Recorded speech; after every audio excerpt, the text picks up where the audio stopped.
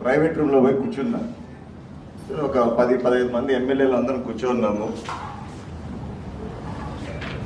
First ఏమన్నాడంటే నన్ను చూపించి మీ మున్సిపాలిటీతో నాకు కాంపిటీషన్ అన్నాడు.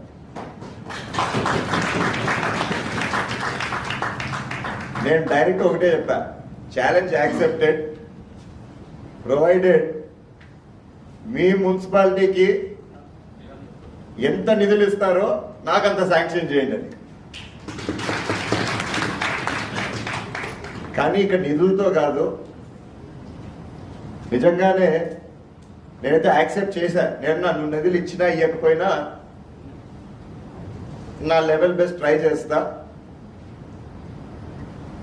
ఏ విధంగా అయితే నంబర్ 1 మున్సిపాలిటీగా ఉండను అదే విధంగా ఖచ్చితంగా తీర్చిదిద్దుతానని చెప్పి నేనైతే చెప్పొచ్చా. సో ఛాలెంజ్ అయితే యాక్సెప్ట్ అయిపోయింది.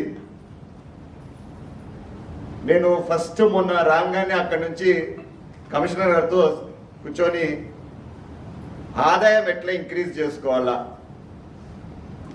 నాకు తెలిసి అన్న ఇప్పుడు ఒక 18 కోట్లు అనుకుంటా కదన్నా మనకి ఆదాయము అందాజుగా 18 crores ఉంది.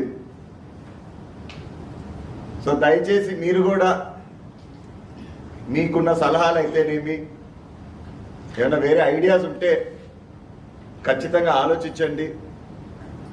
మన 18 crores ఏదైతే ఉందన్న ఈరోజు మన టార్గెట్ మనం వాళ్ళలాగా చేయలేము. ఎందుకంటే మంగళగిరి అనే కాన్స్టిట్యున్సీ విజయవాడకి దగ్గరలో ఉంది. వాళ్ళ ల్యాండ్ వాల్యూలు అంతా చూసుకుంటే వాళ్ళ ట్యాక్స్ కలెక్షన్ మనకంటే ఎంతో ఉంటుంది. అది 100 కోట్లు ఉండొచ్చు, 50 కోట్లు ఉండొచ్చు, 20 కోట్లు ఉండొచ్చు. మనం ఒక దగ్గర టార్గెట్ పెట్టుకుందాం. ఫస్ట్ ఒక 25 నుంచి 30కి.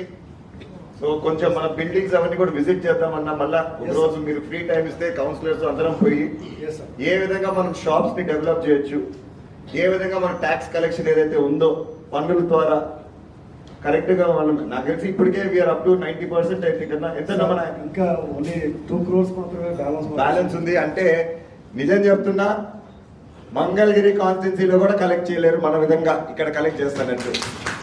థ్యాంక్స్ టు అందరు అధికారులకి, అందరికీ మీ అందరి సహకారంతోనే ఈరోజు మన మున్సిపాలిటీ ఇలా ఉంది. సో దాన్ని మన ఏం మాత్రం 25 to 30 మనకి పెద్ద పెద్ద ఇవి వద్దు, 25 crores పెట్టుకుందాము. దానికి ఎలా పోదాం ముందుకి మీకున్న ఎక్స్పీరియన్స్ తో మాకు సలహాలు ఇస్తే మేము కూడా మీకు సార్ తమరు ఆ రోజు చెప్పిన వెంటనే revenue improvement action plan prepare చేశాను సార్.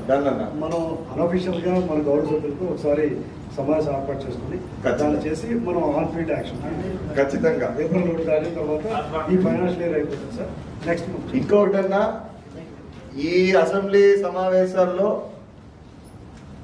మన చీఫ్ మినిస్టర్ గారు ప్రతిసారి పదే మేము ఎప్పుడన్నా వాళ్ళ రూమ్ లో పోయి కూర్చున్నప్పుడు ఎక్కువగా స్ట్రెస్ చేసిండేది పబ్లిక్ ప్రైవేట్ పార్ట్నర్షిప్ పైన, పీపీపీ మోడల్. ఆ విధంగా ఏమైనా మన మున్సిపాలిటీలో చేయొచ్చు, ముందుకు వచ్చే వాళ్ళు ఉన్నారు, మనకి మున్సిపాలిటీకి మేలు జరుగుతుందంటే అది కూడా ఆలోచిద్దాం. సో మీరు దయచేసి దానిపైన కూడా కొంచెం దృష్టి సాగించండి. సో కూర్చుందాం ఒక రోజు అందరం కూర్చొని అన్నేసిన ప్లాన్ పైన కూడా మనం మరొకసారి రివ్యూ చేసుకుందాం, చూద్దాం ఏదేమో. అదే మన చైర్మన్ గారు చెప్పినట్టు కూడా వేసవి కాలం కూడా దగ్గరలో ఉంది.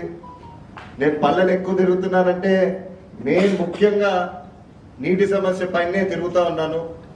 ఈ సమ్మర్కి నాకు టౌన్లో అయితేనేమి పల్లెల్లో అయితేనేమి ఎవరు నీళ్లు లేవు, నీళ్లు రావట్లేదు మాకు అని అనకూడదని నా మెయిన్ ఎయిమ్. నాకు తెలిసి మీ అందరు కూడా అదే ఉండింటుంది. సో ఖచ్చితంగా వార్డులు తిరుగుదాం. మళ్ళా రోజు బ్రేక్ వచ్చింది టౌన్లో నేను తిరిగేది, మళ్ళా స్టార్ట్ చేద్దాం. ముందులాగా ఒకరోజు పల్లె ఒకరోజు టౌన్ తిరుగుదాం ఖచ్చితంగా. Right, thank you.